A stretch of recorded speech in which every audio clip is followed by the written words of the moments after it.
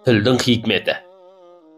Қаланың әмірі Ұлықпанды сынамақ болып сарайға алдырады. Әмір: «Ей Ұлықпан, ел сені құлама» дейді.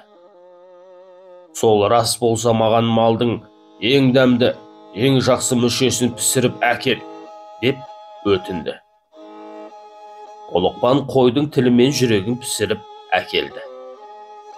Тамақты жеп болған соң әмір: «Енді маған малдың ең дәмсіз, ең жаман мүшесін пісіріп әкел» деді.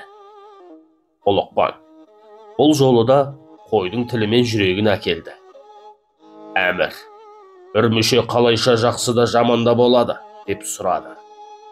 Ұлықпан: «Адамның жақсы болуы тіл мен жүректен.